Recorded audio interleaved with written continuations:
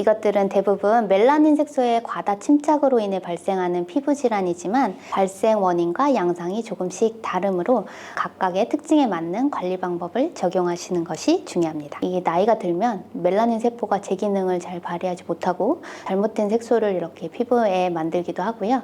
또 그 만들어진 색소를 제거하는 그런 프로세스 자체가 이제 원활해지지 못하다 보니까 점점 색소들의 침착이 이렇게 발생하게 됩니다. 그러면 이 여러 가지 색소 질환에 대해서 제가 간단하게 좀 말씀드리겠습니다. 안녕하세요. 오늘은 많은 분들이 고민하고 계시는 색소 질환에 대해서 말씀드리려고 합니다. 우리가 흔히 접할 수 있는 색소 질환으로는 잡티, 기미, 주근깨, 흑자, 검버섯 등을 말씀드릴 수 있을 것 같습니다. 이것들은 대부분 멜라닌 색소의 과다 침착으로 인해 발생하는 피부 질환이지만 발생 원인과 양상이 조금씩 다르므로 각각의 특징에 맞는 관리 방법을 적용하시는 것이 중요합니다. 멜라닌 세포는 사실 멜라닌을 이렇게 합성해서 햇빛으로부터 우리 피부를 보호해주는 역할을 하는, 어찌 보면 우리 몸에 되게 좋은 역할을 하는 친구인데요. 이게 나이가 들면 멜라닌 세포가 제 기능을 잘 발휘하지 못하고 잘못된 색소를 이렇게 피부에 만들기도 하고 또 그 만들어진 색소를 제거하는 그런 프로세스 자체가 이제 원활해지지 못하다 보니까 점점 색소들의 침착이 이렇게 발생하게 됩니다. 그러면 이 여러 가지 색소 질환에 대해서 제가 간단하게 좀 말씀드리겠습니다. 우선 검버섯입니다. 검버섯은 정식 명칭으로 지루각화증이라고 하고 피부에 이제 노화 현상 중 하나로 표피의 각질 형성 세포가 과다 증식해서 생기는 이제 양성 종양의 일종이라고 보시면 되겠습니다. 햇빛에 주로 노출되는 부위에 발생하고요. 갈색 또는 이제 검정색의 반점이나 튀어나온 병변으로 나타납니다. 검버섯의 가장 큰 원인은 햇빛 노출인데요. 자외선에 장기간 노출되면 피부 멜라닌 세포가 자극을 받아서 이렇게 색소를 과다하게 생성을 하게 되고요. 또한 노화 현상이라고 아까 말씀드렸잖아요.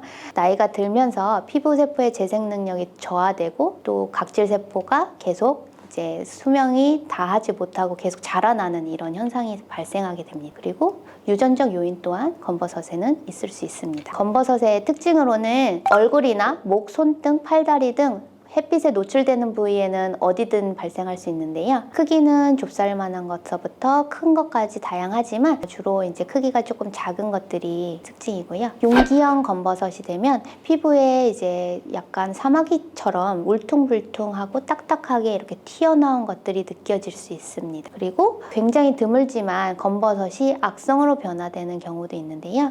이 악성 검버섯은 피부암의 일종인 악성 흑색종이라고 볼 수 있습니다. 악성 검버섯은 기존 검버섯과 달리 크기가 갑자기 커지거나 색깔이 변하거나 출혈이 생기거나 가려움증이나 통증이 동반되는 등의 변화를 보입니다. 검버섯의 치료 방법은 여러 가지 방법이 있겠지만 그 중에서 이제 공통적인 특징은 검버섯을 이제 긁어내는 이런 형태라고 보시면 되겠는데요. 검버섯 자체는 건강에 큰 영향을 미치지는 않습니다. 하지만 미용적인 문제가 굉장히 크기 때문에 저희가 치료를 권해드리는 편이고요. 주로 냉동 치료나 아니면은 CO2 레이저 같은 것들로 검버섯을 긁어내고 태워서 없애는 이런 시술을 많이 하고 있습니다. 검버섯의 예방은 제일 중요한 게 아무래도 자외선 차단이겠죠. 햇빛에 노출되는 시간을 줄이고 자외선 차단제를 꼼꼼히 발라야 합니다. 피부를 촉촉하게 유지하는 피부 보습은 피부 노화를 예방하는 데 가장 중요합니다. 피부 변화를 조기에 발견하고 조기에 치료함으로써 좀 더 좋은 결과를 얻을 수 있습니다. 검버섯은 또 점과 또 헷갈려 하시는 분들이 있을 수 있는데요. 겉보기에는 좀 비슷해 보일 수 있지만 발생 원인과 특징이 다릅니다. 점은 멜라닌 세포가 뭉쳐서 생기는 반면에 검버섯은 피부 노화로 인해 발생하는 거라고 보실 수 있겠습니다. 그리고 검버섯에 대해서 이제 오해를 하실 수 있는 것들 중에 하나가 검버섯이 전염된다고 생각하시는 분들이 있는데요. 검버섯은 결론부터 말씀드리면 전염되지 않습니다. 간혹 이제 편평사마귀와 혼동을 하실 수 있어서 그렇게 생각을 하실 수 있는데요. 모양이 두 개는 비슷할 뿐 검버섯 자체는 전염력이 없습니다. 검버섯이 모두 암으로 발전할 수 있다 라고 오해를 하실 수 있는데 대부분의 검버섯은 양성이고요. 악성 종양으로 발전하는 경우는 매우 드뭅니다. 다음은 기미인데요. 이 기미는 멜라닌 색소가 과다하게 생성돼서 피부에 갈색 또는 회색으로 이렇게 반점 형태로 나타나는 색소성 질환을 말하는데요. 주로 얼굴, 특히 광대뼈나 이마, 윗입술, 코, 턱 등에 주로 많이 나타나고요. 특징적으로 좌우 대칭적으로 발생하는 경우가 많습니다. 그리고 햇빛에 노출되면 더욱 진해지는 경향이 있습니다. 기미의 정확한 원인은 아직 완벽히 밝혀지진 않았지만 여러 요인이 복합적으로 작용하는 것으로 알려져 있습니다. 그중 큰 원인은 일단 또 자외선 노출인데요. 가장 큰 원인으로 꼽히고, 자외선은 멜라닌 세포를 자극해서 멜라닌 색소의 생성을 증가시킵니다. 기미는 약간 유전성 요인이 굉장히 큰 것으로 알려져 있는데요. 가족력이 있는 경우 기미가 발생할 확률이 높습니다. 또한 기미는 여성 호르몬에 굉장히 민감하게 반응을 합니다. 그래서 임신과 출산, 그리고 경구 피임약을 복용하거나 또 이런 여성 호르몬 치료 같은 것들을 받으실 경우에는 기미를 유발하거나 기존에 있던 것을 악화시킬 수 있으므로 이런 것들을 주의해야 할 것 같습니다. 기미에 대해서 많은 선생님들께서 얘기하시는 것들 중에 가장 공통된 특징은 또 이 기미 자체는 만성적인 이제 접촉성 피부염이라고 또 생각하시는 분들이 많이 있는데요. 이런 피부에 화장품이나 비누 같은 것들을 계속적으로 피부를 자극시키게 되면 또한 기미를 악화시킬 수 있는 큰 요인으로 작용할 수 있습니다. 스트레스 정말 중요한데요. 이 스트레스는 호르몬 불균형을 유발해서 기미를 또한 악화시킬 수 있는 중요한 요인 중 하나입니다. 그리고 갑상선 기능 저하증이나 항진증이 있는 경우에도 기미와 연관이 있다고 알려져 있습니다. 기미의 분류는 멜라닌 색소가 침착된 깊이에 따라서 표피형인지 진피형인지, 그리고 이것들이 혼합되어 있는 혼합형인지를 분류를 할 수 있고요. 주로 표피에 있을수록 조금 치료가 쉬운 편이고 조금 깊이 있을수록 치료가 어려워지는 이런 특징을 가지고 있는데요. 기미는 재발이 작고 치료가 쉽지 않은 질환이지만 꾸준히 관리하면 분명히 개선이 될 수 있습니다. 기미 치료로는 외용제가 중요한데요.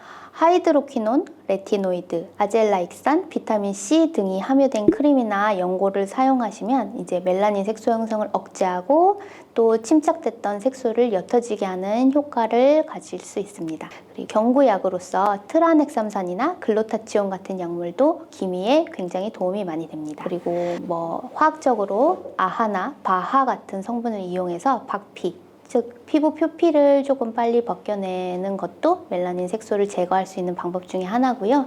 마지막으로 이 레이저 치료가 있겠는데요. 보통 기미가 있으면 당연히 레이저 받아야 하는 것 아닌가? 라고 이렇게 생각하시는 분들 많이 있는데, 사실 레이저 치료 같은 경우에는 굉장히 주의를 해서 받으셔야 되고요. 오히려 레이저 치료 받으셨다가 기미가 더 악화되는 경우도 종종 볼 수 있거든요.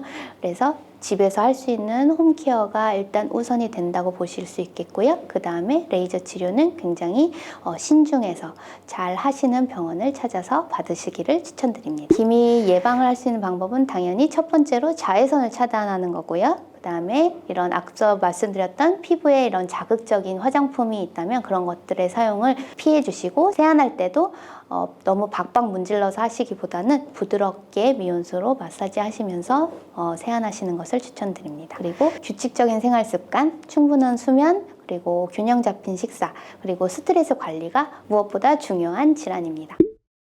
그 다음으로는 일광흑자에 대해서 알려드리겠습니다. 일광흑자는 영어로 솔라렌티고라고 하고요. 검버섯하고 모양이나 크기 같은 것들이 좀 비슷해 보여서 헷갈릴 수 있지만, 검버섯과는 구분되는 점은 흑자는 표면이 굉장히 맨들맨들하다는 점입니다. 일광흑자는 햇빛, 즉 자외선에 노출된 피부에 생기는 갈색 또는 검은색의 반점입니다. 주로 이제 얼굴, 목, 손목, 팔, 다리 등 햇빛에 자주 노출되는 부위에 이것도 검버섯처럼 나타나고요.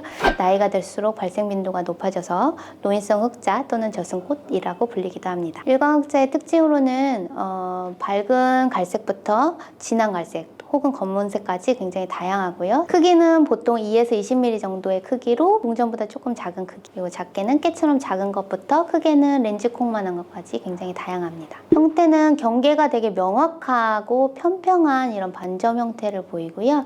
주변 피부보다 약간 짙은 색을 띱니다. 증상은 이것 또한 역시 가려움이나 통증 같은 자각 증상은 전혀 없습니다. 일광흑자가 생기는 원인은 이것 역시 자외선 노출이 가장 주요한 원인인데요. 장기간의 자외선을 노출받으면 피부는 멜라닌 세포를 자극해서 이것을 과다하게 생성하고요.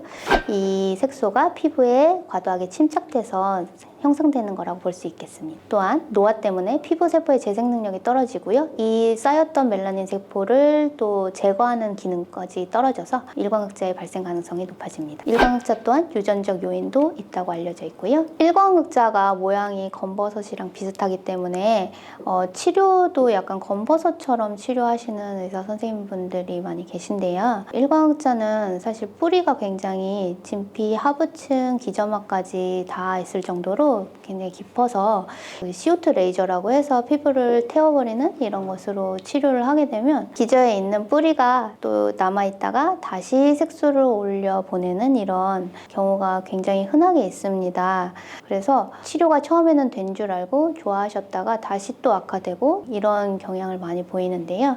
일광흑자는 치료가 굉장히 까다로운 시술로 알려져 있고요. 리팟이라는 레이저로 치료를 요즘에는 많이 하고 있고요. 이게 좀 비용이 있다 보니까 리팟의 원리를 그대로 이용한 이제 다른 레이저를 이용한 치료가 충분히 가능하고요. 일광흑자를 치료할 때 꼭 하지 말아야 될 것들은 이제 CO2 레이저로 그냥 단순히 없애버리는 치료라던가 아니면은 이제 토닝 레이저를 가지고 한 10번, 20번 이상 계속 이렇게 하시는 분들이 있는데 그런 치료들은 이렇게 효과가 별로 떨어지기 때문에 그 둘 치료는 좀 저는 비추하는 편이고요. 일광흑자 한 번에 없앨 수 있습니다. 궁금하시면 저희 댓글에 병원의 정보를 남겨놓았습니다. 참고 부탁드릴게요.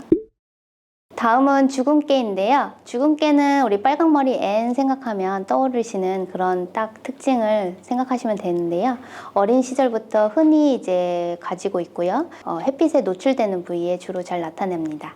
이제 멜라닌 색소가 피부의 특정 부위에 집중적으로 이제 침착되어 생기는 작고 옅은 갈색 반점이라고 보시면 됩니다. 크기는 1에서 5mm 정도로 매우 작은 편이고요. 형태는 둥글거나 타원형으로 경계가 좀 뚜렷한 것이 특징입니다. 분포는 주로 얼굴, 특히 코와 뺨 주변에 많이 나타나고요. 그 외에도 햇빛을 본다면 목이나 어깨, 팔, 손등 등 이런 햇빛에 노출되는 부위에 어디든 발생할 수 있습니다. 여름에는 햇빛 노출량이 많아서 색깔이 좀 진해지고 숫자도 늘어나는 경향을 보이고요. 겨울에는 햇빛 노출량이 적어져서 색깔이 옅어지고 숫자가 줄어들 수 있습니다. 주근깨가 생기는 원인은 가장 큰 요인은 유전적 요인입니다. 주근깨는 부모님 중 한 분이라도 주근깨가 있는 경우에 자녀에게 유전될 확률이 매우 높습니다. 특히나 붉은 머리카락이나 흰 피부를 가진 사람들에게 주근깨가 더 흔하게 나타나는 것으로 알려져 있고요. 햇빛에 노출되면 멜라닌 세포가 자극을 받아서 이제 색소를 형성하게 되는데 주근깨가 있는 사람들은 이런 특정 부위, 아까 말씀드렸던 얼굴에 있는 그런 특정 부위에 멜라닌 색소가 집중적으로 침착되는 경향이 있습니다. 주근깨 역시 뭐 건강에 이제 해로운 거나 이런 것은 아니기 때문에 꼭 치료가 필요한 것은 아니지만 미용적인 이유로 치료를 원하는 경우에는 주근깨는 굉장히 표면에 있거든요. 그래서 치료 또한 좀 쉬운 편입니다. 그래서 레이저로 치료하거나 또는 화학 박피술 같은 것들을 이용해서 치료할 수도 있고요. 아까 전에 말씀드렸던 기미에 쓰였던 이런 약물 치료 하이드로퀴논이나 레티노이드, 비타민C 같은 연고들을 사용해서 색소를 좀 옅게 만들 수도 있겠습니다. 그리고 이제 마지막으로 잡티에 대해서 말씀드릴 건데요. 잡티는 아까 전에 말씀드렸던 주근깨, 기미, 검버섯, 일광흑자 이런 것들을 모두 포함하는 그런 단어라고 볼 수 있겠고요. 여기에는 염증 후 색소 침착 같은 것들도 포함이 될 수 있습니다. 잡티는 의학적 용어는 아니고요. 이런 피부에 나타날 수 있는 이런 색소 질환을 통칭해서 말하는 이런 질환입니다. 네, 잡티가 생기는 원인은 앞서서 말했던 이제 기미나 주근깨 또 이제 검버섯 이런 것들이 생기는 원인들을 생각해 보시면 될 것 같고요.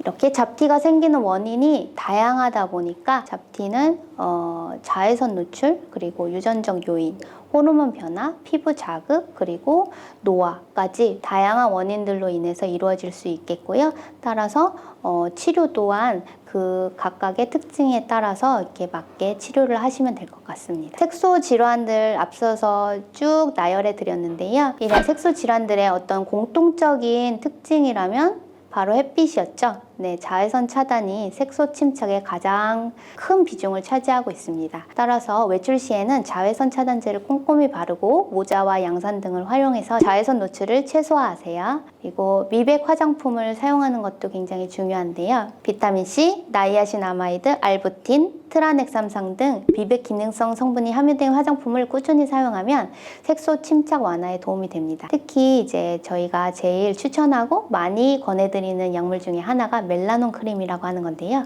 3가지 성분, 그러니까 레티노익 애시드, 피부 턴오버를 빠르게 해주는 성분, 그리고 그 다음에 하이드로퀴논이라고 하는 중요한 또 미백 성분, 그리고 마지막으로 이 2가지가 피부 자극이 되는 경우가 종종 발생해서 스테로이드를 써가지고 진정시키는 역할을 하는데, 이 3가지 성분을 섞은 것을 바로 크리드만 포뮬라라고 합니다. 의사 처방이 필요한 약물이며 저녁에 한 번씩 자기 전에 발라주시는데요. 레티노이드 성분이 햇빛을 보면 산화되는 현상이 발생하기 때문에 반드시 자기 직전에 바르라고 되어 있고요.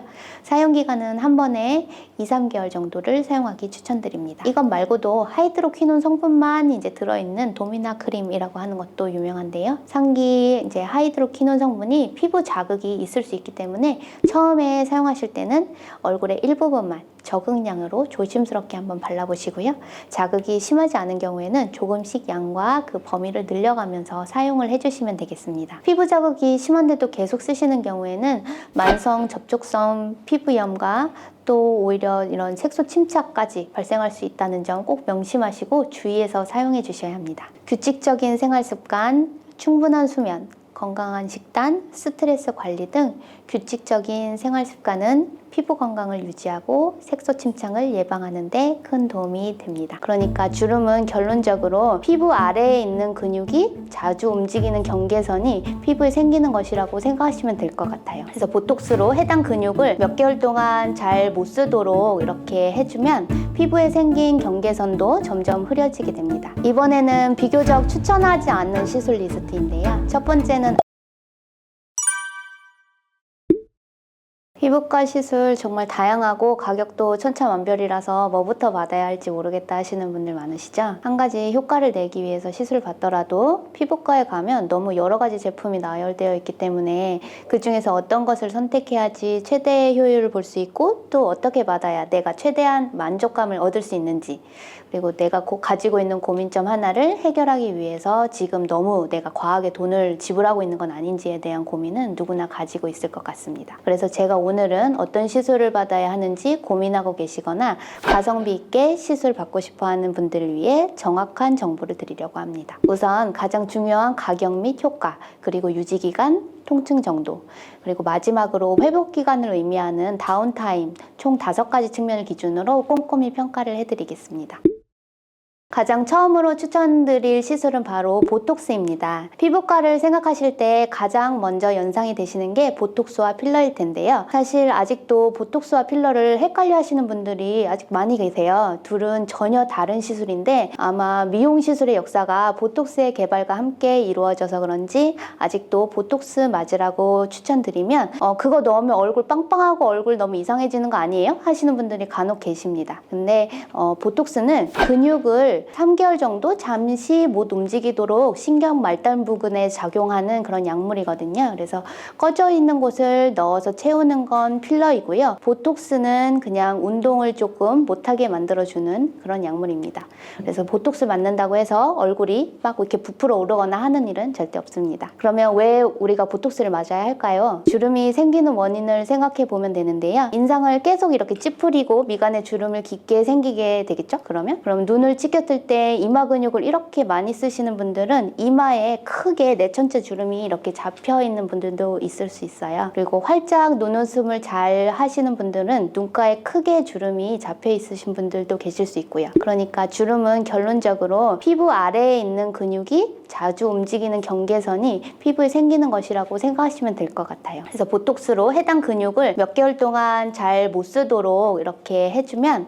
피부에 생긴 경계선도 점점 흐려지게 커지게 됩니다. 이때 생긴 주름도 옅게 만들 수 있지만 정기적으로 미리미리 주름이 생길 부위에 우리가 이렇게 보톡스를 맞을 수 있잖아요. 그렇게 맞아준다면 주름을 예방할 수도 있습니다. 보톡스는 이처럼 항노화 치료 중에서 가장 저렴하고 부작용이 없는 안전한 가성비 시술 1등이라고 할 수 있겠는데요. 그래도 주사 시술이니까 어느 정도 약간 통증이 있는 편이긴 하지만 여러 차례 찌르는 게 아니라 몇 번만 따끔따끔하게 맞으면 돼서요. 그래서 보통 마취 없이 그냥 진행하는 편입니다. 그리고 얇은 바늘로 들어가므로 다운타임도 거의 없는 시술입니다. 또한 보톡스로 큰 근육의 크기를 줄여서 라인 개선을 할 목적으로도 맞을 수 있는데요. 예를 들면 여기 턱 근육이 너무 과도하게 이렇게 커져서 사각턱이 있다거나 아니면은 승모근 같은 것들이 많이 발달해 있으신 분들, 그리고 종아리가 많이 크신 분들, 이런 분들을 맞게 되면 근육 사이즈를 줄일 수 있습니다. 일반적으로 표정 근육에 맞는 주름 보톡스의 경우 시술 1, 2주 내로 효과가 나오고요.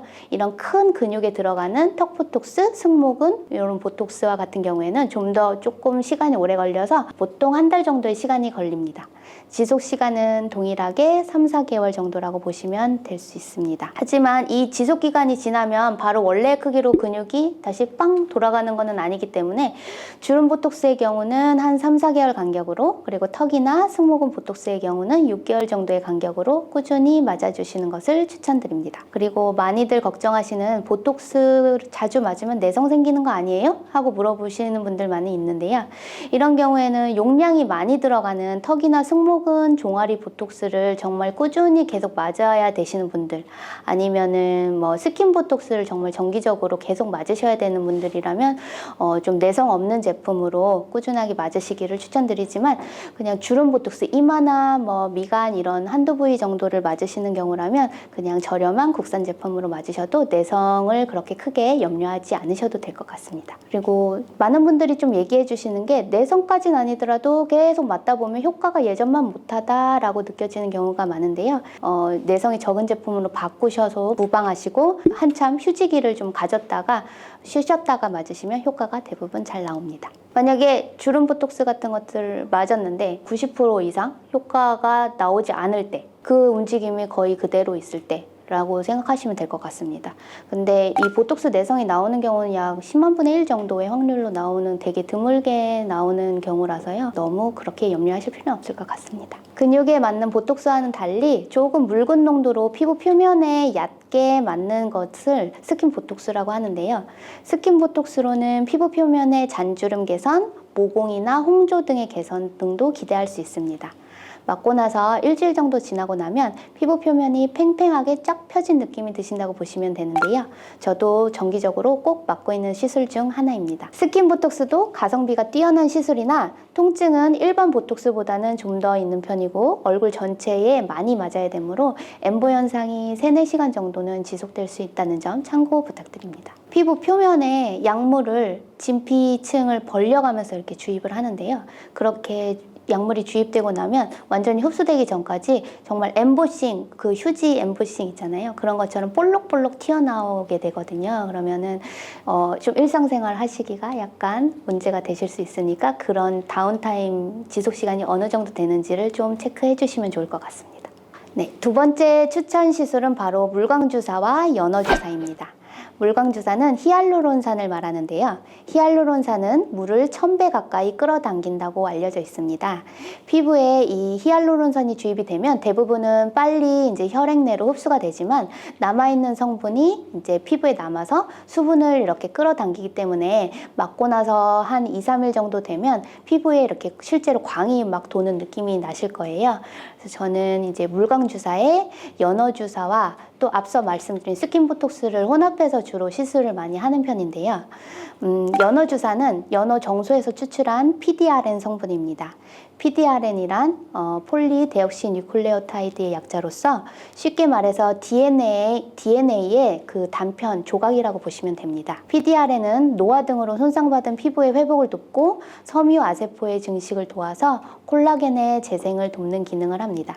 그 유명한 우리 리쥬란 많이 아시죠? 그 피행과 비슷한 기능을 하는 거죠.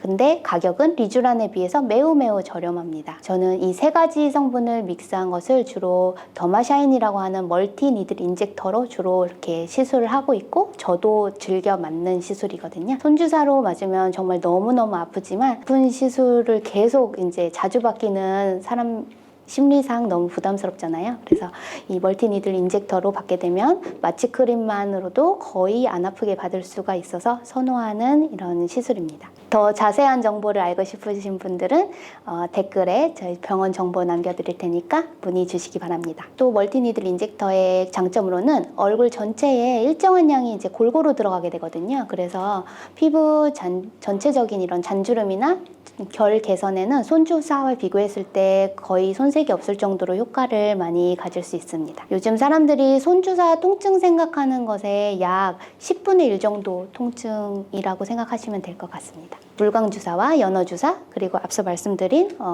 스킨보톡스 조합은 고가의 리쥬란과 비교해 보셨을 때도 효과 면에서 많이 뒤지지 않으면서도 매우 가성비 있는 시술로서 적극 추천드립니다. 효과 지속 기간은 약 한 달 정도이고, 멀티니들 인젝터로 맞을 경우 다운타임도 거의 없습니다. 3개월마다 꾸준히 해보시기를 추천드립니다. 세 번째는 제네시스 레이저입니다. 보통 듀얼 토닝 할 때 우리가 색소 토닝 레이저와 함께 같이 주로 받게 되는 재생 레이저를 뜻하는데요. 제네시스 레이저는 1064 파장대의 롱펄스 레이저를 통칭하는 명칭입니다.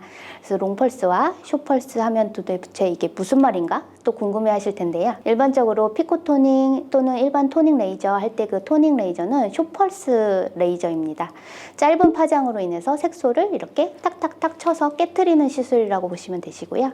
그와 반대되는 롱펄스는 긴 파장으로 열을 주로 발생시키는데요. 그 열로서 피부 표면의 색소를 구워 없애는 기능도 할 수 있고, 또 늘어나 있는 혈관을 쪼그라뜨리는 기능을 할 수도 있지만, 대부분은 이제 제네시스 레이저로서 재생 역할로 많이 활용을 하게 되는데요.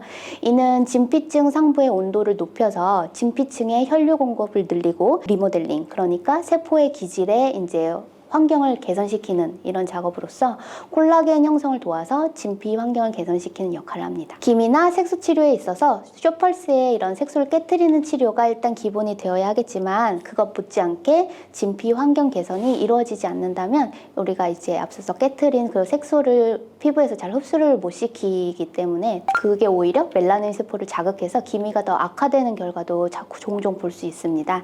그래서 보통 이런 듀얼 이상의 토닝을 추천드리는 거고요. 제네시스 레이저 단독으로 꾸준히 받으시면 노화 예방, 주름 예방, 그리고 안색 개선 등 다양한 장점이 많은 레이저라고 볼 수 있습니다. 1회에 약 10만 원 안팎의 가격대를 생각하시면 될 것 같고요. 물론 더 저렴한 곳도 찾으시면 있을 수 있습니다. 가격만큼이나 얼마만큼 충분할 시간을 들여서 그 정성껏 해주시는지도 매우 중요하니까 피부과 선택 시 1회 체험해보시고 결정하시면 좋을 것 같습니다. 네 번째는 요즘 너무나 유행하는 콜라겐 스티뮬레이터류의 주사 시술입니다. 종류도 폴리머 성분에 따라서 PDO나 PLLA, PDLLA, PCL, 카하 등 너무나 많고, 상품명으로는 더욱더 많은 제품들이 있는데요. 대표적으로 울트라콜, 주베룩, 스컬트라, 레디어스 등이 있겠습니다. 쉽게 생각하면 이게 폴리머 씨앗을 피부 진피 내에 이렇게 뿌려서 그 물질을 탐식하려고 하는 대식세포와 주변이 섬유 아세포를 이렇게 자극시켜서 콜라겐을 생성하게 하는 원리인데요. 보통 이제 동글동글하고 입자가 작은 폴리머는 결절 위험이 적은 대신 콜라겐 생성 능력도 조금 떨어진다고 보면 되고요. 삐쭉삐쭉하고 큰 입자들은 염증 반응을 많이 일으키는 대신 콜라겐 생성 능력도 좀 크다고 보실 수 있습니다. 제가 느끼는 콜라겐 생성 능력은 큰 순서대로 칼슘 하이드록실아파타이트와 PLLA가 거의 두 개가 엇비슷한 것 같고요. 그 다음이 PDLLA, 그리고 제일 순한 맛이 PDO라고 생각합니다. 순한 맛 콜라겐 부스터는 여기 눈가 같은 얇은 피부에 쓰는 것이 결절 위험이 적어서 안전하겠죠.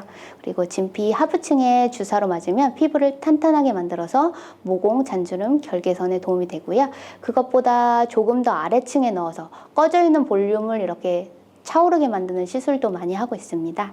그래서 나이가 들수록 피부 내 콜라겐의 분해는 가속화되고 그에 반해 재생 능력은 점점 떨어지기 때문에 미리 이렇게 우리가 정기적으로 해주시는 거를 추천드립니다. 완전히 필러처럼 생각하셔가지고 꺼진 곳을 내가 다 채우겠다 이렇게 하시는 분들이 있는데요. 제일 문제가 되는 건 이마 같은 경우가 혹시라도 발생할 수 있는 결절이 만약에 생긴다면 너무나 이제 외관상으로도 티가 많이 나는 부분이라 추천하지 않는 부분이고요. 이마 외에도 너무 심하게 꺼져 있는데 이제 계속 콜라겐 주사를 맞고 계시는 분들이 있을 수 있는데요. 그때는 이제 적절하게 골막 위쪽으로 뼈 바로 위로 이렇게 깊은 층에는 필러로 어느 정도를 채워주시고 그 외에 그 위에 부분에 이제 콜라겐 스티뮬레이터 치료를 하신다면 조금 더 가성비 있게 잘 치료를 하실 수 있을 것 같습니다. 통증은 피부 주사의 경우 스킨 보톡스나 물광 주사처럼 좀 많이 아픈데요. 이 경우에도 저는 멀티니들 인젝터나 아니면 포텐자 같은 바늘 고주파 펌핑팁 또는 니들 없이 주입하는 미라젯이나 큐어젯 같은 니들 프리 인젝터 시술들로 통증을 많이 줄여서 시술할 수 있는 옵션도 있으니까 이것들을 적극 활용해 보셔도 좋을 것 같습니다. 개인적으로 저는 더마샤인 같은 멀티니들 인젝터가 가장 저렴하고도 약물 로스도 아까 말씀드렸던 인젝터들 중에서 가장 적은 옵션이라서 제일 선호를 하는 편입니다. 그리고 적은 양을 골고루 뿌릴 수도 있으니 결절 위험도 적어서 더 안전합니다. 마지막으로는 고주파 리프팅 말씀드리려고 합니다.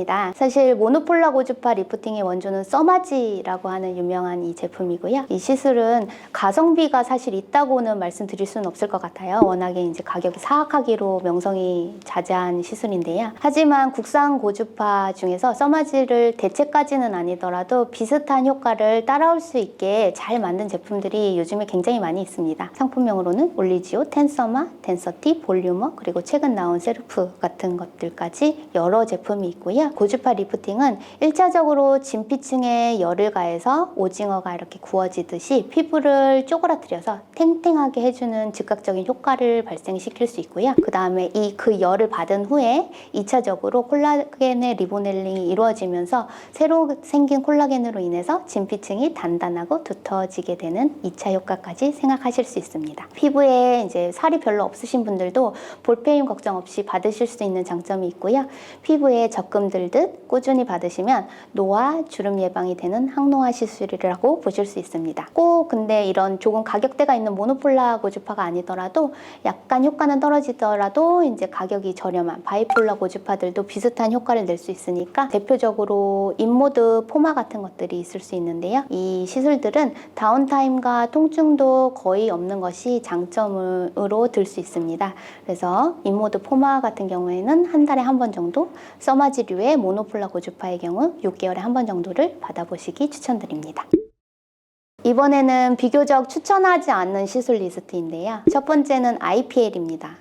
IPL은 비교적 오래전에 개발된 장비로서 여러 파장대의 빛을 한꺼번에 수류탄처럼 팍 하고 투하시켜서 피부 표면에 색소 및 혈관 등을 한꺼번에 태워버리는 이런 치료인데요. 적절히 사용하면 효과적인 치료가 가능하지만 무분별하게 사용할 경우에는 특히 기미가 기저에 깔려 있으신 분들 같은 경우는 기미가 더 자극을 받아가지고 확 더 올라오실 수가 있어요. 어두운 피부를 가지고 있는 경우라면 화상의 위험도 있는 장비입니다. 저는 IPL보다는 표면 색소면 표면 색소, 기미면 기미, 혈관이면 혈관 등을 치료해야 할 적응증에 맞는 그런 단파적 레이저 치료를 사용을 하는 편이고요. IPL도 잘 사용하면 한두 번 시술로 효과적인 표면 잡티를 없앨 수 있지만 반드시 하시기 전에는 시술 전에 피부 진단기로 기저에 있는 기미 같은 것들은 없는지 확인을 하고 신중히 시술을 받아야 할 것 같습니다. 두 번째 별로 추천하지 않는 시술은 무지성 토닝 10회건 시술입니다. 보통 공장형 피부과에서 정말 저렴한 가격으로 토닝 10회건을 끊어서 하시는 분들 정말 많으신데요. 앞서 말씀드린 색소 토닝 레이저의 경우에는 좋고 안전한 시술이기는 하지만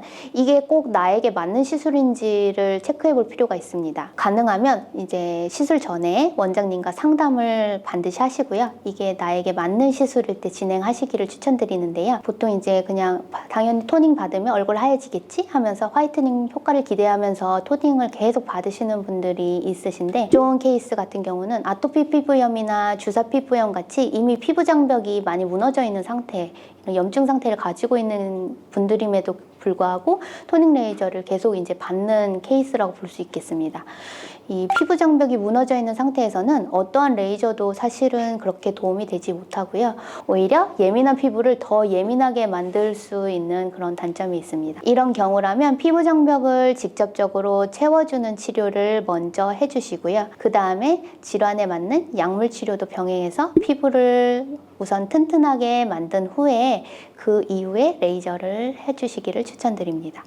토닝 레이저가 꼭 나쁘다는 게 아니라 나에게 맞는 치료를 받고 있는지를 먼저 체크해 주시는 것이 필요한 부분입니다. 세 번째는 바로 흔히 정말 많이 하고 계신 점 제거 시술인데요.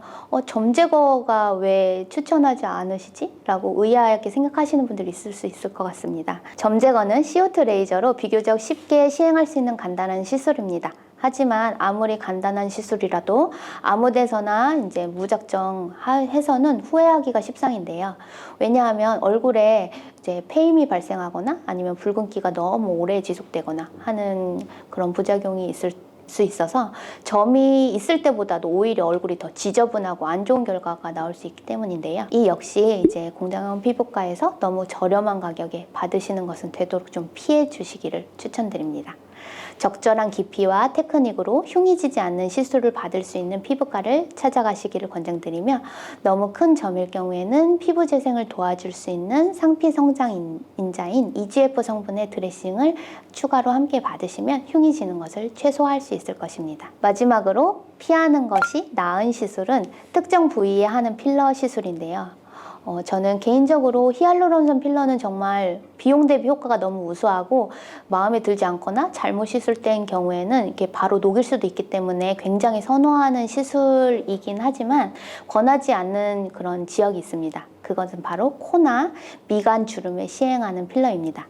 이 부분에는 혈관이 되게 얕게 많이 발달되어 있어서요. 혈관 사고의 위험성도 높고요. 코필러의 경우는 시술 직후에는 예쁘지만 시간이 6개월에서 1년 정도 지나게 되면 그 많은 양을 주입했을 경우에는 100% 다 옆으로 퍼지기 때문에 아바타 코가 되기 쉽습니다. 콧대를 많이 높여야 할 경우에는 무조건 이제 저는 시술보다는 이제 수술을 하는 것을 추천드리고요. 수술은 나는 절대 안 하신다 하시는 분들이라면 차라리 필러보다는 하이코 같은 실리프팅을 하시는 것을 추천드립니다. 왜냐하면 실은 옆으로 퍼지지도 않고 녹아도 그 자리에 그대로 이렇게 머물러 있거든요. 그래서 시간이 지나서도 모양이 이상해지지 않고 재시술을 또 그 위에 하실 수도 있습니다. 그리고 미간주름이 이렇게 깊게 파이신 분들, 여기에 필러 하시는 분들은 종종 있는데요. 미간주름은 반드시 그 미간주름 그 자리에 동맥이 지나가고 있다고 보시면 됩니다. 그래서 시술도 정말 조심해서 해야 되고요. 시술할 때 다행히 동맥을 건드리지 않고 했다 하더라도 미간주름이 깊게 파이는 케이스의 경우는 대부분 이게 피부가 꽤 두꺼우신 분들이 많아요. 근데 이 필러가 이 두꺼운 피부주름을 들어 올리는 힘이 그렇게 아주 세지 않거든요. 그래서 꼭 필러로 미간주름을 없애고 싶다고 하시면 그 전체적인 이마 필러를 하는 방식으로 좀 깊숙이 뼈 위로 필러를 전체적으로 넣어서 들어 올리는 방법으로 좀 하는 것을 추천드리고요. 피부에 생긴 그런 주름은 보톡스와 서브시전으로 좀 보완하는 방법을 추천드립니다. 근데 이마 모양을 이렇게 바꾸는 이마 필러는 싫고 딱 나는 주름만 이제 보완하고 싶다 하시는 분들이 계시면 그 주름 부분에 이제 꼬아놓은 굵은 실, 그러니까 잼버실 같은 것들이 있겠죠? 이런 것들을 넣는 방법을 더 추천드립니다. 실의 볼륨이 즉각적으로 주름을 메꿔주고요. 실이 또 3개월 정도 지나서 녹으면서 안에서 콜라겐이 차올라서 더 자연스럽게 주름이 메꿔지는 효과를 가지고 있습니다. 지금까지 가성비 있는 피부과 추천 시술과 상대적으로 제가 비추천하는 시술을 나누어 말씀드렸는데요. 제가 말씀드리지 않은 시술 가운데서도 여러분들의 피부에는 정말 잘 맞고 좋은 시술들이 있을 수 있으니까 가급적이면 피부과에 가셔서 원장님과 상담해 보시고 가성비 있고 효과적인 시술 받고 모두 다 예뻐지셨으면 좋겠습니다. 이것들은 대부분 멜라닌 색소의 과다 침착으로 인해 발생하는 피부 질환이지만 발생 원인과 양상이 조금씩 다르므로 각각의 특징에 맞는 관리 방법을 적용하시는 것이 중요합니다. 이게 나이가 들면 멜라닌 세포가 제 기능을 잘 발휘하지 못하고 잘못된 색소를 이렇게 피부에 만들기도 하고요. 또 그 만들어진 색소를 제거하는 그런 프로세스 자체가 이제 원활해지지 못하다 보니까 점점 색소들의 침착이 이렇게 발생하게 됩니다. 그러면 이 여러 가지 색소 질환에 대해서 제가 간단하게 좀 말씀드리겠습니다. 안녕하세요. 오늘은 많은 분들이 고민하고 계시는 색소 질환에 대해서 말씀드리려고 합니다. 우리가 흔히 접할 수 있는 색소 질환으로는 잡티, 기미, 주근깨, 흑자, 검버섯 등을 말씀드릴 수 있을 것 같습니다. 이것들은 대부분 멜라닌 색소의 과다 침착으로 인해 발생하는 피부 질환이지만 발생 원인과 양상이 조금씩 다르므로 각각의 특징에 맞는 관리 방법을 적용하시는 것이 중요합니다. 멜라닌 세포는 사실 멜라닌을 이렇게 합성해서 햇빛으로부터 우리 피부를 보호해주는 역할을 하는, 어찌 보면 우리 몸에 되게 좋은 역할을 하는 친구인데요. 이게 나이가 들면 멜라닌 세포가 제 기능을 잘 발휘하지 못하고 잘못된 색소를 이렇게 피부에 만들기도 하고 또 그 만들어진 색소를 제거하는 그런 프로세스 자체가 이제 원활해지지 못하다 보니까 점점 색소들의 침착이 이렇게 발생하게 됩니다. 그러면 이 여러 가지 색소 질환에 대해서 제가 간단하게 좀 말씀드리겠습니다. 우선 검버섯입니다. 검버섯은 정식 명칭으로 지루각화증이라고 하고 피부의 이제 노화 현상 중 하나로 표피의 각질 형성 세포가 과다 증식해서 생기는 이제 양성 종양의 일종이라고 보시면 되겠습니다. 햇빛에 주로 노출되는 부위에 발생하고요. 갈색 또는 이제 검정색의 반점이나 튀어나온 병변으로 나타납니다. 검버섯의 가장 큰 원인은 햇빛 노출인데요. 자외선에 장기간 노출되면 피부 멜라닌 세포가 자극을 받아서 이렇게 색소를 과다하게 생성을 하게 되고요. 또한 노화 현상이라고 아까 말씀드렸잖아요.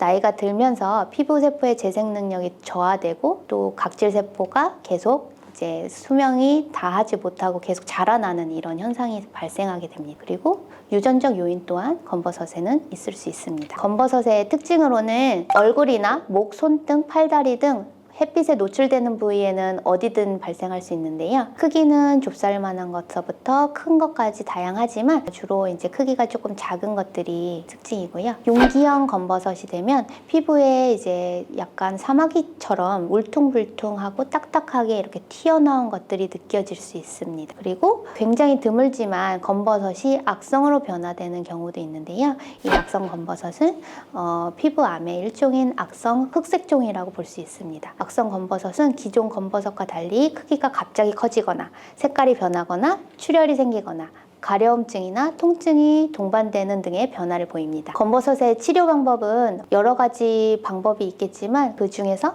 이제 공통적인 특징은 검버섯을 이제 긁어내는 이런 형태라고 보시면 되겠는데요. 검버섯 자체는 건강에 큰 영향을 미치지는 않습니다. 하지만 미용적인 문제가 굉장히 크기 때문에 저희가 치료를 권해드리는 편이고요. 주로 냉동 치료나 아니면은 CO2 레이저 같은 것들로 검버섯을 긁어내고 태워서 없애는 이런 시술을 많이 하고 있습니다. 검버섯의 예방은 제일 중요한 게 아무래도 자외선 차단이겠죠. 햇빛에 노출되는 시간을 줄이고 자외선 차단제를 꼼꼼히 발라야 합니다. 피부를 촉촉하게 유지하는 피부 보습은 피부 노화를 예방하는 데 가장 중요합니다. 피부 변화를 조기에 발견하고 조기에 치료함으로써 좀 더 좋은 결과를 얻을 수 있습니다. 검버섯은 또 점과 또 헷갈려 하시는 분들이 있을 수 있는데요. 겉보기에는 좀 비슷해 보일 수 있지만 발생 원인과 특징이 다릅니다. 점은 멜라닌 세포가 뭉쳐서 생기는 반면에 검버섯은 피부 노화로 인해 발생하는 거라고 보실 수 있겠습니다. 그리고 검버섯에 대해서 이제 오해를 하실 수 있는 것들 중에 하나가 검버섯이 전염된다고 생각하시는 분들이 있는데요. 검버섯은 결론부터 말씀드리면 전염되지 않습니다. 간혹 이제 편평사마귀에 혼동을 하실 수 있어서 그렇게 생각을 하실 수 있는데요. 모양이 두 개는 비슷할 뿐 검버섯 자체는 전염력이 없습니다. 검버섯이 모두 암으로 발전할 수 있다 라고 오해를 하실 수 있는데 대부분의 검버섯은 양성이고요. 악성 종양으로 발전하는 경우는 매우 드뭅니다. 다음은 기미인데요. 이 기미는 멜라닌 색소가 과다하게 생성돼서 피부의 갈색 또는 회색으로 이렇게 반점 형태로 나타나는 색소성 질환을 말하는데요. 주로 얼굴, 특히 광대뼈나 이마, 윗입술, 코, 턱 등에 주로 많이 나타나고요. 특징적으로 좌우 대칭적으로 발생하는 경우가 많습니다. 그리고 햇빛에 노출되면 더욱 진해지는 경향이 있습니다. 기미의 정확한 원인은 아직 완벽히 밝혀지진 않았지만 여러 요인이 복합적으로 작용하는 것으로 알려져 있습니다. 그중 큰 원인은 일단 또 자외선 노출인데요. 가장 큰 원인으로 꼽히고 자외선은 멜라닌 세포를 자극해서 멜라닌 색소의 생성을 증가시킵니다. 기미는 기미는 약간 유전성 요인이 굉장히 큰 것으로 알려져 있는데요. 가족력이 있는 경우 기미가 발생할 확률이 높습니다. 또한 기미는 여성 호르몬에 굉장히 민감하게 반응을 합니다. 그래서 임신과 출산 그리고 경구 피임약을 복용하거나 또 이런 여성 호르몬 치료 같은 것들을 받으실 경우에는 기미를 유발하거나 기존에 있던 것을 악화시킬 수 있으므로 이런 것들을 주의해야 할 것 같습니다. 기미에 대해서 많은 선생님들께서 얘기하시는 것들 중에 가장 공통된 특징은 또 이 기미 자체는 만성적인 이제 접촉성 피부염이라고 또 생각하시는 분들이 많이 있는데요.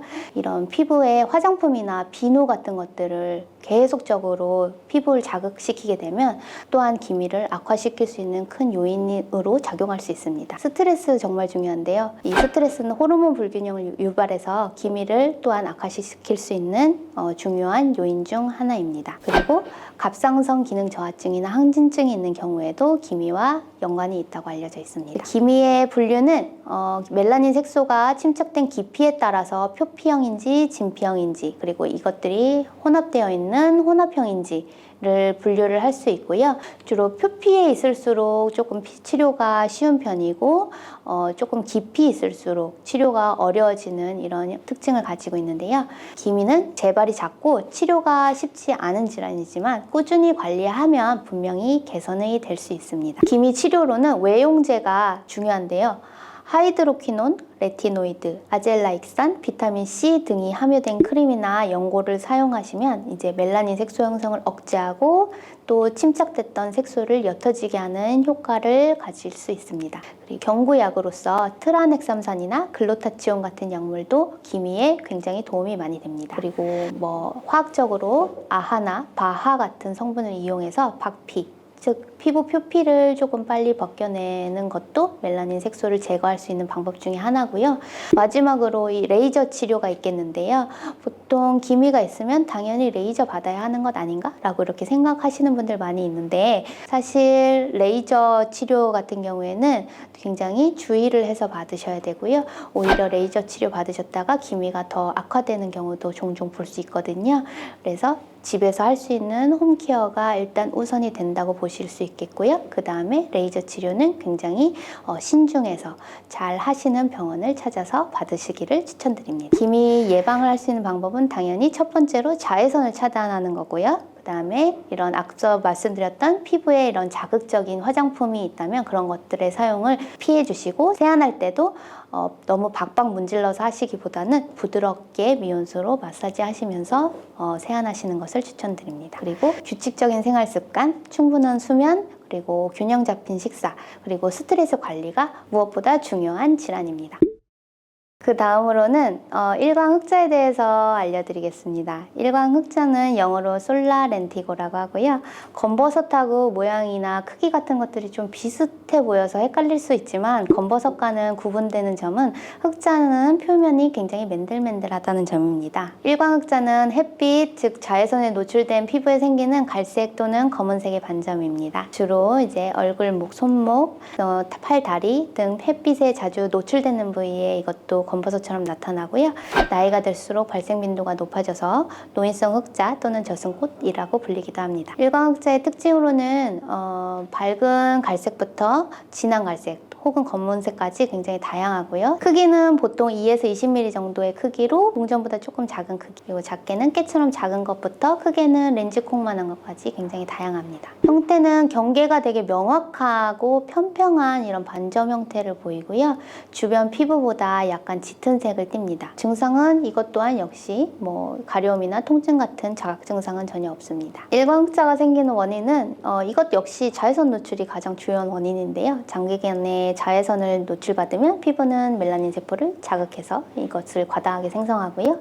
이 색소가 피부에 과도하게 침착돼서 형성되는 거라고 볼 수 있겠습니다. 또한 노화 때문에 피부 세포의 재생 능력이 떨어지고요. 이 쌓였던 멜라닌 세포를 또 제거하는 기능까지 떨어져서 일광흑자의 발생 가능성이 높아집니다. 일광흑자 또한 유전적 요인도 있다고 알려져 있고요. 일광흑자가 모양이 검버섯이랑 비슷하기 때문에 치료도 약간 검버섯처럼 치료하시는 의사 선생님분들이 많이 계신데요. 일광흑자는 사실 뿌리가 굉장히 진피 하부층 기점막까지 다 있을 정도로 영역도 굉장히 깊어서 CO2 레이저라고 해서 피부를 태워버리는 이런 것으로 치료를 하게 되면 기저에 있는 뿌리가 또 남아있다가 다시 색소를 올려 보내는 이런 경우가 굉장히 흔하게 있습니다. 그래서 치료가 처음에는 된 줄 알고 좋아하셨다가 다시 또 악화되고 이런 경향을 많이 보이는데요. 일광흑자는 치료가 굉장히 까다로운 시술로 알려져 있고요. 리팟이라는 레이저로 치료를 요즘에는 많이 하고 있고요. 이게 좀 비용이 있다 보니까 리팟의 원리를 그대로 이용한 이제 다른 레이저를 이용한 치료가 충분히 가능하고요. 일광흑자를 치료할 때 꼭 하지 말아야 될 것들은 이제 CO2 레이저로 그냥 단순히 없애버리는 치료라던가 아니면은 이제 토닝 레이저를 가지고 한 10번, 20번 이상 계속 이렇게 하시는 분들이 있는데 그런 치료들은 이렇게 효과가 별로 떨어지기 때문에 그 둘 치료는 좀 저는 비추하는 편이고요. 일광흑자 한 번에 없앨 수 있습니다. 궁금하시면 저희 댓글에 병원의 정보를 남겨놓았습니다. 참고 부탁드릴게요. 다음은 주근깨인데요. 주근깨는 우리 빨강머리 앤 생각하면 떠오르시는 그런 딱 특징을 생각하시면 되는데요. 어린 시절부터 흔히 이제 가지고 있고요. 햇빛에 노출되는 부위에 주로 잘 나타납니다. 이제 멜라닌 색소가 피부의 특정 부위에 집중적으로 이제 침착되어 생기는 작고 옅은 갈색 반점이라고 보시면 됩니다. 크기는 1에서 5mm 정도로 매우 작은 편이고요. 형태는 둥글거나 타원형으로 경계가 좀 뚜렷한 것이 특징입니다. 분포는 주로 얼굴, 특히 코와 뺨 주변에 많이 나타나고요. 그 외에도 햇빛을 본다면 목이나 어깨, 팔, 손등 등 이런 햇빛에 노출되는 부위에 어디든 발생할 수 있습니다. 여름에는 햇빛 노출량이 많아서 색깔이 좀 진해지고 숫자도 늘어나는 경향을 보이고요. 겨울에는 햇빛 노출량이 적어져서 색깔이 옅어지고 숫자가 줄어들 수 있습니다. 주근깨가 생기는 원인은 가장 큰 요인은 유전적 요인입니다. 주근깨는 부모님 중 한 분이라도 주근깨가 있는 경우에 자녀에게 유전될 확률이 매우 높습니다. 특히나 붉은 머리카락이나 흰 피부를 가진 사람들에게 주근깨가 더 흔하게 나타나는 것으로 알려져 있고요. 햇빛에 노출되면 멜라닌 세포가 자극을 받아서 이제 색소를 형성하게 되는데 주근깨가 있는 사람들은 이런 특정 부위, 아까 말씀드렸던 얼굴에 있는 그런 특정 부위에 멜라닌 색소가 집중적으로 침착되는 경향이 있습니다. 주근깨 역시 뭐 건강에 이제 해로운 거나 이런 것은 아니기 때문에 꼭 치료가 필요한 것은 아니지만 미용적인 이유로 치료를 원하는 경우에는 주근깨는 굉장히 표면에 있거든요. 그래서 치료 또한 좀 쉬운 편입니다. 그래서 레이저로 치료하거나 또는 화학박피술 같은 것들을 이용해서 치료할 수도 있고요. 아까 전에 말씀드렸던 기미에 쓰였던 이런 약물 치료 하이드로퀴논이나 레티노이드, 비타민C 같은 연고들을 사용해서 색소를 좀 옅게 만들 수도 있겠습니다. 그리고 이제 마지막으로 잡티에 대해서 말씀드릴 건데요. 잡티는 아까 전에 말씀드렸던 주근깨, 기미, 검버섯, 일광흑자 이런 것들을 모두 포함하는 그런 단어라고 볼 수 있겠고요. 여기에는 염증 후 색소 침착 같은 것들도 포함이 될 수 있습니다. 잡티는 의학적 용어는 아니고요. 이런 피부에 나타날 수 있는 이런 색소 질환을 통칭해서 말하는 이런 질환입니다. 네, 잡티가 생기는 원인은 앞서서 말했던 이제 기미나 주근깨 또 이제 검버섯 이런 것들이 생기는 원인들을 생각해 보시면 될 것 같고요. 이렇게 잡티가 생기는 원인이 다양하다 보니까 잡티는 자외선 노출 그리고 유전적 요인 호르몬 변화, 피부 자극, 그리고 노화까지 다양한 원인들로 인해서 이루어질 수 있겠고요. 따라서 치료 또한 그 각각의 특징에 따라서 이렇게 맞게 치료를 하시면 될 것 같습니다. 색소 질환들 앞서서 쭉 나열해 드렸는데요. 이런 색소 질환들의 어떤 공통적인 특징이라면 바로 햇빛이었죠. 네, 자외선 차단이 색소 침착에 가장 큰 비중을 차지하고 있습니다. 따라서 외출 시에는 자외선 차단제를 꼼꼼히 바르고 모자와 양산 등을 활용해서 자외선 노출을 최소화하세요. 그리고 미백 화장품을 사용하는 것도 굉장히 중요한데요. 비타민C, 나이아신아마이드, 알부틴, 트라넥삼상 등 미백 기능성 성분이 함유된 화장품을 꾸준히 사용하면 색소 침착 완화에 도움이 됩니다. 특히 이제 저희가 제일 추천하고 많이 권해드리는 약물 중에 하나가 멜라논 크림이라고 하는 건데요.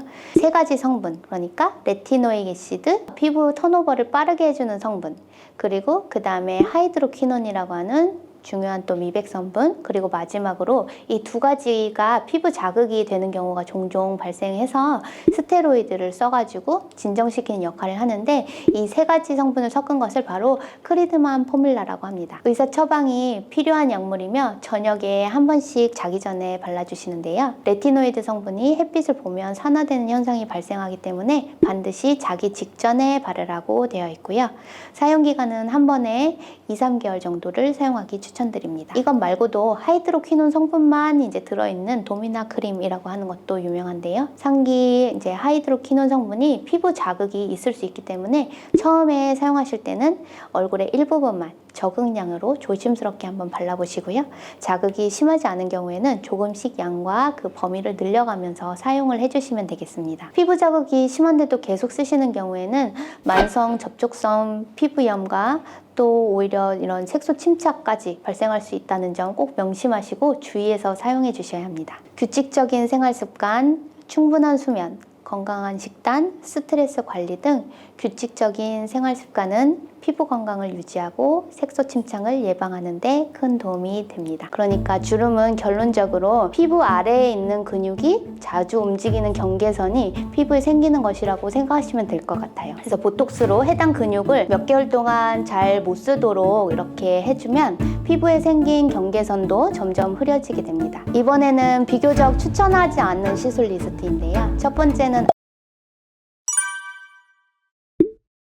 피부과 시술 정말 다양하고 가격도 천차만별이라서 뭐부터 받아야 할지 모르겠다 하시는 분들 많으시죠? 한 가지 효과를 내기 위해서 시술을 받더라도 피부과에 가면 너무 여러 가지 제품이 나열되어 있기 때문에 그 중에서 어떤 것을 선택해야지 최대의 효율을 볼 수 있고 또 어떻게 받아야 내가 최대한 만족감을 얻을 수 있는지, 그리고 내가 가지고 있는 고민점 하나를 해결하기 위해서 지금 너무 내가 과하게 돈을 지불하고 있는 건 아닌지에 대한 고민은 누구나 가지고 있을 것 같습니다. 그래서 제가 오늘은 어떤 시술을 받아야 하는지 고민하고 계시거나 가성비 있게 시술 받고 싶어 하는 분들을 위해 정확한 정보를 드리려고 합니다. 우선 가장 중요한 가격 및 효과, 그리고 유지기간, 통증 정도, 그리고 마지막으로 회복기간을 의미하는 다운타임, 총 5가지 측면을 기준으로 꼼꼼히 평가를 해드리겠습니다. 가장 처음으로 추천드릴 시술은 바로 보톡스입니다. 피부과를 생각하실 때 가장 먼저 연상이 되시는 게 보톡스와 필러일 텐데요. 사실 아직도 보톡스와 필러를 헷갈려 하시는 분들이 아직 많이 계세요. 둘은 전혀 다른 시술인데 아마 미용 시술의 역사가 보톡스의 개발과 함께 이루어져서 그런지 아직도 보톡스 맞으라고 추천드리면 그거 넣으면 얼굴 빵빵하고 얼굴 너무 이상해지는 거 아니에요? 하시는 분들이 간혹 계십니다. 근데 보톡스는 근육을 3개월 정도 잠시 못 움직이도록 신경 말단 부근에 작용하는 그런 약물이거든요. 그래서 꺼져 있는 곳을 넣어서 채우는 건 필러이고요. 보톡스는 그냥 운동을 조금 못하게 만들어주는 그런 약물입니다. 그래서 보톡스 맞는다고 해서 얼굴이 막 이렇게 부풀어 오르거나 하는 일은 절대 없습니다. 그러면 왜 우리가 보톡스를 맞아야 할까요? 주름이 생기는 원인을 생각해 보면 되는데요. 인상을 계속 이렇게 찌푸리고 미간에 주름을 깊게 생기게 되겠죠? 그럼 눈을 치켜 때 이마 근육을 이렇게 많이 쓰시는 분들은 이마에 크게 내천체 주름이 이렇게 잡혀 있는 분들도 있을 수 있어요. 그리고 활짝 눈웃음을 잘 하시는 분들은 눈가에 크게 주름이 잡혀 있으신 분들도 계실 수 있고요. 그러니까 주름은 결론적으로 피부 아래에 있는 근육이 자주 움직이는 경계선이 피부에 생기는 것이라고 생각하시면 될 것 같아요. 그래서 보톡스로 해당 근육을 몇 개월 동안 잘 못 쓰도록 이렇게 해주면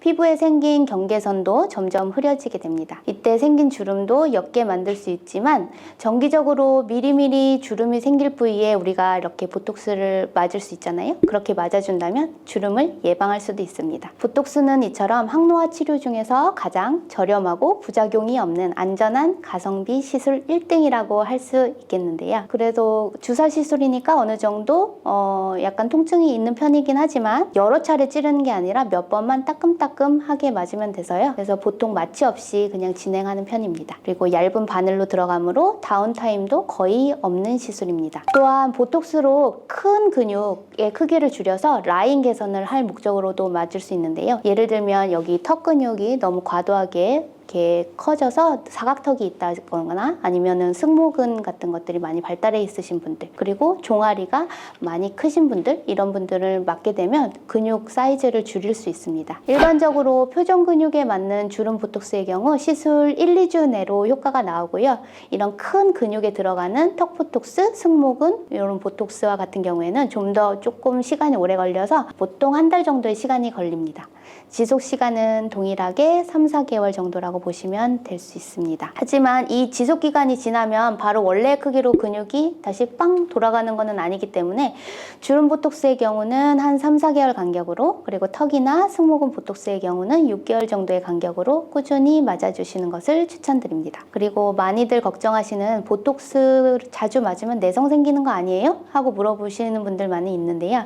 이런 경우에는 용량이 많이 들어가는 턱이나 승모근, 종아리 보톡스를 정말 꾸준히 계속 맞아야 되시는 분들, 아니면은 뭐 스킨 보톡스를 정말 정기적으로 계속 맞으셔야 되는 분들이라면 좀 내성 없는 제품으로 꾸준하게 맞으시기를 추천드리지만, 그냥 주름 보톡스 이마나 뭐 미간 이런 한두 부위 정도를 맞으시는 경우라면 그냥 저렴한 국산 제품으로 맞으셔도 내성을 그렇게 크게 염려하지 않으셔도 될 것 같습니다. 그리고 많은 분들이 좀 얘기해 주시는 게 내성까지는 아니더라도 계속 맞다 보면 효과가 예전만 못하다라고 느껴지는 경우가 많은데요.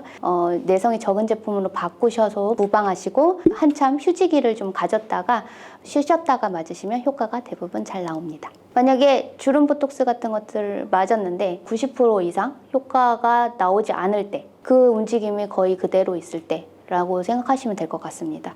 근데 이 보톡스 내성이 나오는 경우는 약 10만 분의 1 정도의 확률로 나오는, 되게 드물게 나오는 경우라서요. 너무 그렇게 염려하실 필요는 없을 것 같습니다. 근육에 맞는 보톡스와는 달리 조금 묽은 농도로 피부 표면에 얕게 맞는 것을 스킨 보톡스라고 하는데요.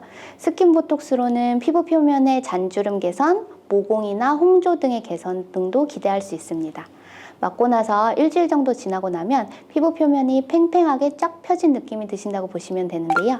저도 정기적으로 꼭 맞고 있는 시술 중 하나입니다. 스킨 보톡스도 가성비가 뛰어난 시술이나 통증은 일반 보톡스보다는 좀 더 있는 편이고 얼굴 전체에 많이 맞아야 되므로 엠보 현상이 3, 4시간 정도는 지속될 수 있다는 점 참고 부탁드립니다. 피부 표면에 약물을 진피층을 벌려가면서 이렇게 주입을 하는데요. 그렇게 약물이 주입되고 나면 완전히 흡수되기 전까지 정말 엠보싱, 그 휴지 엠보싱 있잖아요. 그런 것처럼 볼록볼록 튀어나오게 되거든요. 그러면은 좀 일상생활 하시기가 약간 문제가 되실 수 있으니까 그런 다운타임 지속 시간이 어느 정도 되는지를 좀 체크해 주시면 좋을 것 같습니다. 네, 두 번째 추천 시술은 바로 물광주사와 연어주사입니다. 물광주사는 히알루론산을 말하는데요.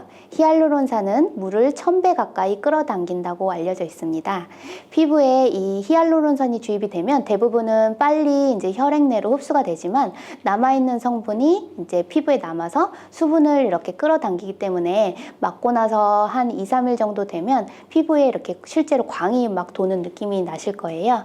그래서 저는 이제 물광주사에 연어주사와 또 앞서 말씀드린 스킨보톡스를 혼합해서 주로 시술을 많이 하는 편인데요. 연어주사는 연어 정수에서 추출한 PDRN 성분입니다. PDRN이란 폴리데옥시뉴클레오타이드의 약자로서 쉽게 말해서 DNA의 그 단편 조각이라고 보시면 됩니다. PDRN은 노화 등으로 손상받은 피부의 회복을 돕고 섬유 아세포의 증식을 도와서 콜라겐의 재생을 돕는 기능을 합니다. 그 유명한 우리 리쥬란 많이 아시죠? 그 PM과 비슷한 기능을 하는 거죠. 근데 가격은 리쥬란에 비해서 매우 저렴합니다. 저는 이 3가지 성분을 믹스한 것을 주로 더마샤인이라고 하는 멀티 니들 인젝터로 주로 이렇게 시술을 하고 있고 저도 즐겨 맞는 시술이거든요. 손주사로 맞으면 정말 너무너무 아프지만 아픈 시술을 계속 이제 자주 받기는 사람 심리상 너무 부담스럽잖아요. 그래서 이 멀티니들 인젝터로 받게 되면 마취 크림만으로도 거의 안 아프게 받을 수가 있어서 선호하는 이런 시술입니다. 더 자세한 정보를 알고 싶으신 분들은 댓글에 저희 병원 정보 남겨드릴 테니까 문의 주시기 바랍니다. 또 멀티니들 인젝터의 장점으로는 얼굴 전체에 일정한 양이 이제 골고루 들어가게 되거든요. 그래서 피부 전체적인 이런 잔주름이나 결 개선에는 손주사와 비교했을 때 거의 손색이 없을 정도로 효과를 많이 가질 수 있습니다. 요즘 사람들이 손주사 통증 생각하는 것에 약 10분의 1 정도 통증이라고 생각하시면 될 것 같습니다. 물광주사와 연어주사 그리고 앞서 말씀드린 스킨보톡스 조합은 고가의 리쥬란과 비교해 보셨을 때도 효과 면에서 많이 뒤지지 않으면서도 매우 가성비 있는 시술로서 적극 추천드립니다. 효과 지속 기간은 약 한 달 정도이고 멀티니들 인젝터로 맞을 경우 다운타임도 거의 없습니다. 3개월마다 꾸준히 해보시기를 추천드립니다. 세 번째는 제네시스 레이저입니다. 보통 듀얼 토닝 할 때 우리가 색소 토닝 레이저와 함께 같이 주로 받게 되는 재생 레이저를 뜻하는데요. 제네시스 레이저는 1064 파장대의 롱펄스 레이저를 통칭하는 명칭입니다. 그래서 롱펄스와 숏펄스 하면 도대체 이게 무슨 말인가? 또 궁금해 하실 텐데요. 일반적으로 피코 토닝 또는 일반 토닝 레이저 할 때 그 토닝 레이저는 숏펄스 레이저입니다. 짧은 파장으로 인해서 색소를 이렇게 탁탁탁 쳐서 깨트리는 시술이라고 보시면 되시고요.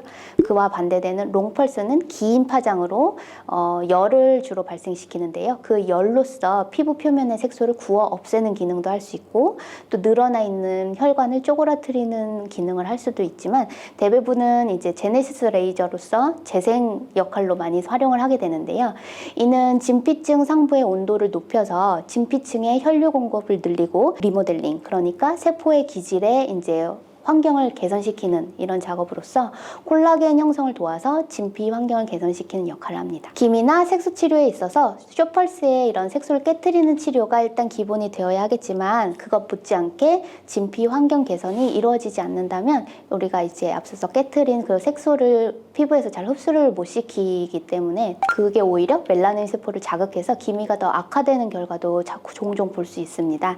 그래서 보통 이런 듀얼 이상의 토닝을 추천드리는 거고요. 제네시스 레이저 단독으로 꾸준히 받으시면 노화 예방, 주름 예방, 그리고 안색 개선 등 다양한 장점이 많은 레이저라고 볼 수 있습니다. 1회에 약 10만 원 안팎의 가격대를 생각하시면 될 것 같고요. 물론 더 저렴한 곳도 찾으시면 있을 수 있습니다. 가격만큼이나 얼마만큼 충분할 시간을 들여서 그 정성껏 해주시는지도 매우 중요하니까 피부과 선택 시 1회 체험해보시고 결정하시면 좋을 것 같습니다. 네 번째는 요즘 너무나 유행하는 콜라겐 스티뮬레이터류의 주사 시술입니다. 종류도 폴리머 성분에 따라서 PDO나 PLLA, PDLLA, PCL, 카하 등 너무나 많고 상품명으로는 더욱더 많은 제품들이 있는데요. 대표적으로 울트라콜, 주베룩, 스컬트라, 레디어스 등이 있겠습니다. 쉽게 생각하면 이게 폴리머 씨앗을 피부 진피 내에 이렇게 뿌려서 그 물질을 탐식하려고 하는 대식세포와 주변이 섬유 아세포를 이렇게 자극시켜서 콜라겐을 생성하게 하는 원리인데요. 보통 이제 동글동글하고 입자가 작은 폴리머는 결절 위험이 적은 대신 콜라겐 생성 능력도 조금 떨어진다고 보면 되고요. 삐쭉삐쭉하고 큰 입자들은 염증 반응을 많이 일으키는 대신 콜라겐 생성 능력도 좀 크다고 보실 수 있습니다. 제가 느끼는 콜라겐 생성 능력은 큰 순서대로 칼슘 하이드록실아파타이트와 PLLA가 거의 두 개가 엇비슷한 것 같고요. 그 다음이 PDLLA, 그리고 제일 순한 맛이 PDO라고 생각합니다. 순한 맛 콜라겐 부스터는 여기 눈가 같은 얇은 피부에 쓰는 것이 결절 위험이 적어서 안전하겠죠. 그리고 진피 하부층에 주사로 맞으면 피부를 탄탄하게 만들어서 모공, 잔주름, 결 개선에 도움이 되고요. 그것보다 조금 더 아래층에 넣어서 꺼져 있는 볼륨을 이렇게 차오르게 만드는 시술도 많이 하고 있습니다. 그래서 나이가 들수록 피부 내 콜라겐의 분해는 가속화되고 그에 반해 재생 능력은 점점 떨어지기 때문에 미리 이렇게 우리가 정기적으로 해주시는 거를 추천드립니다. 완전히 필러처럼 생각하셔가지고 꺼진 곳을 내가 다 채우겠다 이렇게 하시는 분들이 있는데요. 제일 문제가 되는 건 이마 같은 경우가 혹시라도 발생할 수 있는 결절이 만약에 생긴다면 너무나 이제 외관상으로도 티가 많이 나는 부분이라 추천하지 않는 부분이고요. 이마 외에도 너무 심하게 꺼져 있는데 이제 계속 콜라겐 주사를 맞고 계시는 분들이 있을 수 있는데요. 그때는 이제 적절하게 골막 위쪽으로 뼈 바로 위로 이렇게 깊은 층에는 필러로 어느 정도를 채워주시고 그 외에 그 위에 부분에 이제 콜라겐 스티뮬레이터 치료를 하신다면 조금 더 가성비 있게 잘 치료를 하실 수 있을 것 같습니다. 통증은 피부 주사의 경우 스킨 보톡스나 물광 주사처럼 좀 많이 아픈데요. 이 경우에도 저는 멀티니들 인젝터나 아니면 포텐자 같은 바늘 고주파 펌핑팁 또는 니들 없이 주입하는 미라젯이나 큐어젯 같은 니들 프리 인젝터 시술들로 통증을 많이 줄여서 시술할 수 있는 옵션도 있으니까 이것들을 적극 활용해 보셔도 좋을 것 같습니다. 개인적으로 저는 더마샤인 같은 멀티니들 인젝터가 가장 저렴하고도 약물 로스도 아까 말씀드렸던 인젝터들 중에서 가장 적은 옵션이라서 제일 선호를 하는 편입니다. 그리고 적은 양을 골고루 뿌릴 수도 있으니 결절 위험도 적어서 더 안전합니다. 마지막으로는 고주파 리프팅 말씀드리려고 합니다. 사실 모노폴라 고주파 리프팅의 원조는 써마지라고 하는 유명한 이 제품이고요. 이 시술은 가성비가 사실 있다고는 말씀드릴 수는 없을 것 같아요. 워낙에 이제 가격이 사악하기로 명성이 자자한 시술인데요. 하지만 국산 고주파 중에서 써마지를 대체까지는 아니더라도 비슷한 효과를 따라올 수 있게 잘 만든 제품들이 요즘에 굉장히 많이 있습니다. 상품명으로는 올리지오, 텐서마, 덴서티, 볼륨어, 그리고 최근 나온 세르프 같은 것들까지 여러 제품이 있고요. 고주파 리프팅은 1차적으로 진피층에 열을 가해서 오징어가 이렇게 구워지듯이 피부를 쪼그라뜨려서 탱탱하게 해주는 즉각적인 효과를 발생시킬 수 있고요. 그 다음에 그 열을 받은 후에 2차적으로 콜라겐의 리보넬링이 이루어지면서 새로 생긴 콜라겐으로 인해서 진피층이 단단하고 두터워지게 되는 2차 효과까지 생각하실 수 있습니다. 피부에 이제 살이 별로 없으신 분들도 볼페임 걱정 없이 받으실 수 있는 장점이 있고요.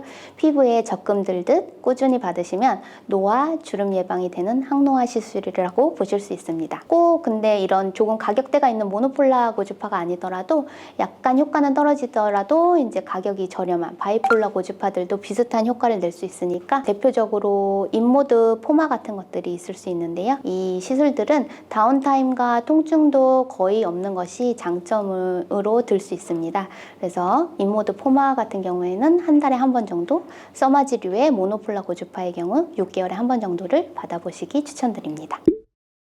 이번에는 비교적 추천하지 않는 시술 리스트인데요. 첫 번째는 IPL입니다. IPL은 비교적 오래전에 개발된 장비로서 여러 파장대의 빛을 한꺼번에 수류탄처럼 팍 하고 투하시켜서 피부 표면에 색소 및 혈관 등을 한꺼번에 태워버리는 이런 치료인데요. 적절히 사용하면 효과적인 치료가 가능하지만 무분별하게 사용할 경우에는 특히 기미가 기저에 깔려 있으신 분들 같은 경우는 기미가 더 자극을 받아가지고 확 더 올라오실 수가 있어요. 어두운 피부를 가지고 있는 경우라면 화상의 위험도 있는 장비입니다. 저는 IPL보다는 표면 색소면 표면 색소, 기미면 기미, 혈관이면 혈관 등을 치료해야 할 적응증에 맞는 그런 단파장 레이저 치료를 사용을 하는 편이고요. IPL도 잘 사용하면 한두 번 시술로 효과적인 표면 잡티를 없앨 수 있지만 반드시 하시기 전에는 시술 전에 피부 진단기로 기저에 있는 기미 같은 것들은 없는지 확인을 하고 신중히 시술을 받아야 할 것 같습니다. 두 번째 별로 추천하지 않는 시술은 무지성 토닝 10회건 시술입니다. 보통 공장형 피부과에서 정말 저렴한 가격으로 토닝 10회건을 끊어서 하시는 분들 정말 많으신데요. 앞서 말씀드린 색소 토닝 레이저의 경우에는 좋고 안전한 시술이기는 하지만 이게 꼭 나에게 맞는 시술인지를 체크해 볼 필요가 있습니다. 가능하면 이제 시술 전에 원장님과 상담을 반드시 하시고요. 이게 나에게 맞는 시술일 때 진행하시기를 추천드리는데요. 보통 이제 그냥 당연히 토닝 받으면 얼굴 하얘지겠지 하면서 화이트닝 효과를 기대하면서 토닝을 계속 받으시는 분들이 있으신데 좋은 케이스 같은 경우는 아토피 피부염이나 주사 피부염 같이 이미 피부 장벽이 많이 무너져 있는 상태, 염증 상태를 가지고 있는 분들임에도 불구하고 토닝 레이저를 계속 이제 받는 케이스라고 볼 수 있겠습니다. 이 피부 장벽이 무너져 있는 상태에서는 어떠한 레이저도 사실은 그렇게 도움이 되지 못하고요. 오히려 예민한 피부를 더 예민하게 만들 수 있는 그런 단점이 있습니다. 이런 경우라면 피부 장벽을 직접적으로 채워주는 치료를 먼저 해주시고요. 그 다음에 질환에 맞는 약물 치료도 병행해서 피부를 우선 튼튼하게 만든 후에 그 이후에 레이저를 해주시기를 추천드립니다.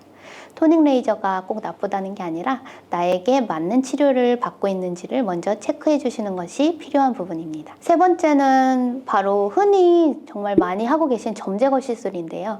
점 제거가 왜 추천하지 않으시지? 라고 의아하게 생각하시는 분들이 있을 수 있을 것 같습니다. 점 제거는 CO2 레이저로 비교적 쉽게 시행할 수 있는 간단한 시술입니다. 하지만 아무리 간단한 시술이라도 아무 데서나 이제 무작정 해서는 후회하기가 십상인데요.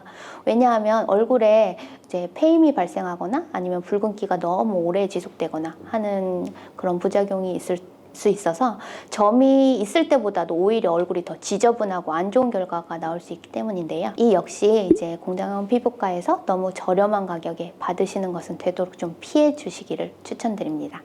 적절한 깊이와 테크닉으로 흉이 지지 않는 시술을 받을 수 있는 피부과를 찾아가시기를 권장드리며, 너무 큰 점일 경우에는 피부 재생을 도와줄 수 있는 상피 성장 인자인 EGF 성분의 드레싱을 추가로 함께 받으시면 흉이 지는 것을 최소화할 수 있을 것입니다. 마지막으로 피하는 것이 나은 시술은 특정 부위에 하는 필러 시술인데요. 저는 개인적으로 히알루론산 필러는 정말 비용 대비 효과가 너무 우수하고 마음에 들지 않거나 잘못 시술된 경우에는 이렇게 바로 녹일 수도 있기 때문에 굉장히 선호하는 시술이긴 하지만 권하지 않는 그런 지역이 있습니다. 그것은 바로 코나 미간 주름에 시행하는 필러입니다. 이 부분에는 혈관이 되게 얕게 많이 발달되어 있어서요, 혈관 사고의 위험성도 높고요. 코필러의 경우는 시술 직후에는 예쁘지만 시간이 6개월에서 1년 정도 지나게 되면 그 많은 양을 주입했을 경우에는 100% 다 옆으로 퍼지기 때문에 아바타 코가 되기 쉽습니다. 콧대를 많이 높여야 할 경우에는 무조건 이제 저는 시술보다는 이제 수술을 하는 것을 추천드리고요. 수술은 나는 절대 안 하신다 하시는 분들이라면 차라리 필러보다는 하이코 같은 실리프팅을 하시는 것을 추천드립니다. 왜냐하면 실은 옆으로 퍼지지도 않고 녹아도 그 자리에 그대로 이렇게 머물러 있거든요. 그래서 시간이 지나서도 모양이 이상해지지 않고 재시술을 또 그 위에 하실 수도 있습니다. 그리고 미간주름이 이렇게 깊게 파이신 분들, 여기에 필러 하시는 분들은 종종 있는데요. 미간주름은 반드시 그 미간주름 그 자리에 동맥이 지나가고 있다고 보시면 됩니다. 그래서 시술도 정말 조심해서 해야 되고요.